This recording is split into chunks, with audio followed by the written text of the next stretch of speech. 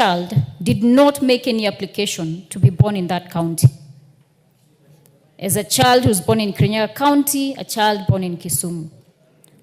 We know very well that we have the Equalization Fund, 12 years plus of devolution, because water is now primarily a devolved function. What do we have to show for it? As members of parliament, we must ensure that even as we push for more funding for counties and equal distribution of resources, that the same is applied, because this money is a taxpayer's money. There is no single member of parliament or elected leader who spends their own funds to do or rather engage in development agenda for their respective constituencies or counties. Honorable Speaker, this House must also be accountable and must not absolve itself of accountability in regard to the distribution of the national budget. We were treated to a very melodramatic presentation yesterday where accusations were leveled against the budget committee and the leadership of the budget committee. But we all sit as members of parliament and we are able to authenticate and even question and query the budget statements that are passed on the floor of this House. So when I see members trying to bedevil each other individually because of perhaps political inclinations, political realignments will come and go. Perhaps maybe Honorable Kenan and I will be on the same side in the next government. So it is very important for us to quit from bedeviling the now, I don't know whether to say former, chair of budget, Honorable Ndindi Nyoro, and he has not been chair budget forever. He was chair budget for, I think, 2.5 years. He was a member of parliament for Kiharu prior to that.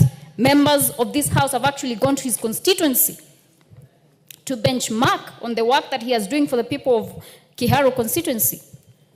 And it is the duty of every member of parliament to sit here when proceedings are going on, when the national cake is being shared, to ensure that the people they represent on this floor get what they are owed by the government, because we are all taxpayers, Honorable Speaker. And we must also ensure that when the president is making declarations, they are declarations that will actually impact on the Kenyan people. I saw a request apparently for a machine that will be making 1 million chapatis a day. We must be able, as members of parliament, to differentiate rhetoric from the needs of the Kenyan people. Because at the end of the day, in 2027, we will be held accountable by the people who elected us here. So even as we have all these other overriding interests and party positions and whatnot, let us think about the Kenyan people. What do we need to match so that they can feel that they are equally represented? I also want to appreciate the recent amendments on the public audit finance, because I have seen an allocation to the Committee on Security, and I have seen that there's a 32 billion that will be allocated to NIS for covert operations. All these monies must be accounted for, and they must be channeled in a manner that will benefit the Mama Mboga in Turkana, Mama Mboga in Kirinyaga, Kisumu, and all other areas and corners of this great nation. Thank you, Honorable Speaker. Is the Honorable Susan Kiamba in the House? Susan? The Honorable Rachel Nyamai? No? Then I'll go for Madame Barto, followed by Honorable Kenan. Thank you, Mr. Speaker, for giving me the opportunity to also have my voice in the budget policy statement. And I want to congratulate the Liaison Committee for putting their heads together and coming up with a document which is going to serve the people of Kenya. Mr. Speaker, this policy statement covers all the institutions who submitted their statements and culminated to the compilation by the liaison committee. And Mr. Speaker, I hope that in this policy statement, which the end result will be the budget estimates for the 2025-2026 financial year, is going to transform society. I hope it captured the needs of every corner of Kenya, so that we should be able to see the executive carrying out their mandate appropriately, Parliament doing the same, and judiciary expediting cases. And Mr. Speaker, I hope it captured it was a need-based budgetary policy statement, so that we will be able to see our constituencies having electricity in entirety.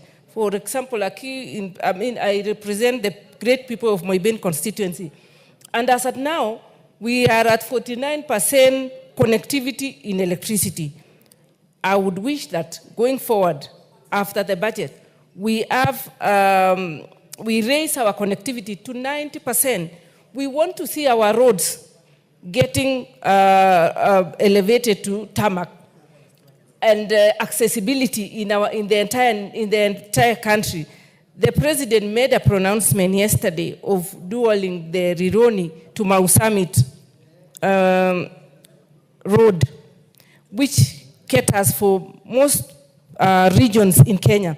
We would wish that that road is done and with speed that it deserves, so that we don't have crisis when our schools are closing, our children are not able to move from one region to another.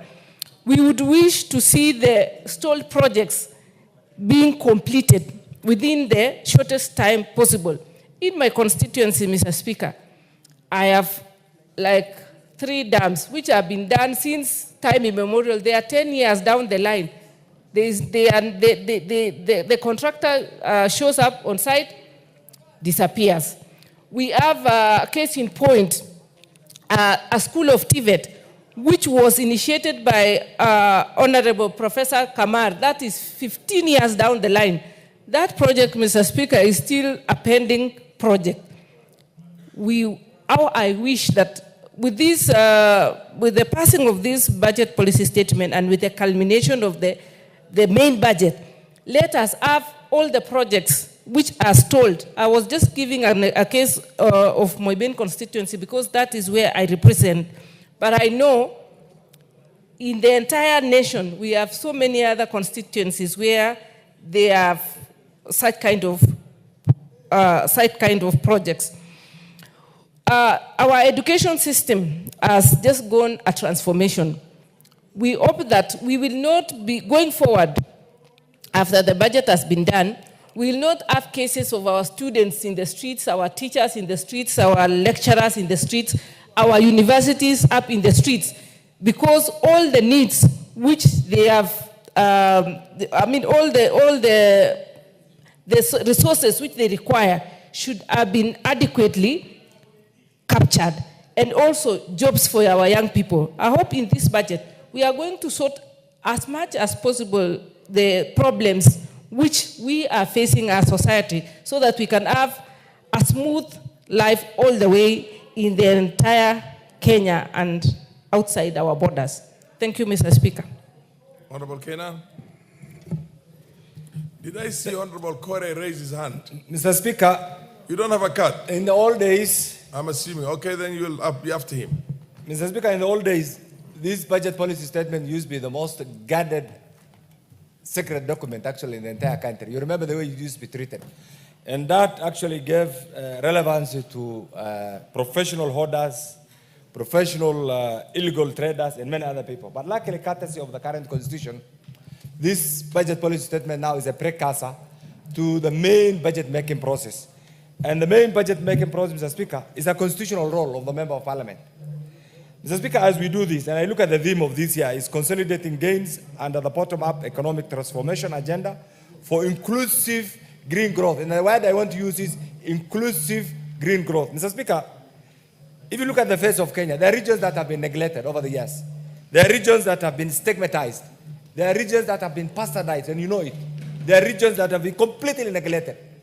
When will these regions get an opportunity to catch up with other regions of the Republic of Kenya so that we have a society of equity, we have a society of equality, we have a society of the same norms in terms of economic development, in terms of appreciation of the dynamics of the Republic of Kenya, Mr. Speaker. Mr. Speaker, as we go through these documents, we must also look at the previous budgets. Were there physical disciplines? Were there public accountability? Were there prudent in expenditure? And Mr. Speaker, in all this, because we must also deal with the public perception, there must be equity, there must be fairness, there must be transparency, Mr. Speaker, so that the Kenyan public right now are pregnant with serious expectation with this particular budget, because the president has gone around to almost every region. Mr. Speaker, you know recently, His Excellency the President was in our region, and the kind of wish list that we presented, that wish list will only become a book phenomenon unless there's a budgetary provision. That's why for us who come from that region and all other regions that have been neglected over the years, we must look at this budget-making process critically so that we get a share of the national basket. If we don't do it, Mr. Speaker, then we will continue to be at the periphery, we'll continue to complain, and we'll continue also to raise the expectation of our voters without any meaningful development agenda. Mr. Speaker, I know there comes a time when there must be also, if you go back to the history of this country, Mr. Speaker, there are regions, it's a fact. These regions are what gave birth to the Republic of Kenya. There are regions where I come from, and you know where you also come from. I'm sure you have not seen, you have been a long-serving member of parliament. Where you come from, Dadaab and former Lagdera, I'm sure there's not even a kilometer of tarmac road.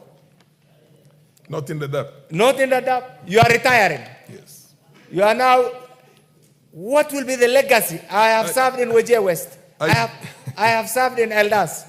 I'm yet to see, still struggling to have the first kilometer of a tarmac road in Eldas. These are realities that we must face.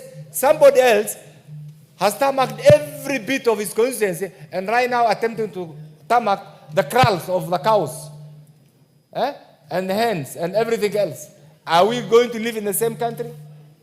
How will that child whose kettle bomber has been tarmacked, and that child who comes from where I represent, who lacks water, who lacks basic health facilities, who has never seen tarmac, the very first definition that comes to the mind of that child, school-going child, is what is tarmac. A tarmac is a black substance found in down Kenya. So you must cite that kid. Where is down Kenya? And what is the definitional picture of a tarmac road? These are realities that we must face. And I want all Kenyans here to support the president in his attempt to unite the republic, in his attempt to bring development, to take development to every part of the Republic of Kenya.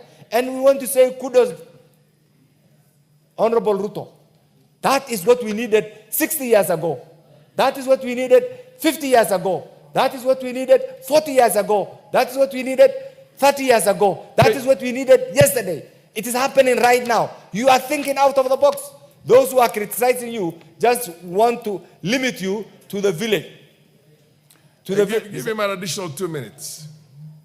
He's also talking for the Dab constituency. Those who are criticizing the president want to hamper his thinking, Mr. Speaker. They want to limit his extent of creative imagination in order to serve the people of Kenya. And that's what fairness requires, Mr. Speaker. Mr. Speaker, I remember during the time of the Grand Coalition, you were our Deputy Speaker. You remember one morning we had a visit to the late president, and we took a very serious wish list. Out of that wish list, the road from Isiolo, Marsabit, Moyale has now been tarmacked. Yes. It's my prayer and your prayer and the prayer of all of us that under this budget right now, the road from Garissa, Modogash, Wajir, Elwak, Mandera will be a reality, and that's what the president has promised. So for me, and the road from Garissa, Dadaab, all the way to Liboyo and Kismayo, and the road from Wajir, Moyale, all the way to Addis Ababa, Mr. Speaker. These are the realities that we expect. And for me, when I'll be looking at this budget, get ready. That will be my first entry point, so that whatever that has been promised is turned into a reality. Mr. Speaker, finally on this, I know the management of the National Resource Packet is a very difficult job. It's a very tasking job. So even those members of the Budget Committee, when you are being criticized, that informs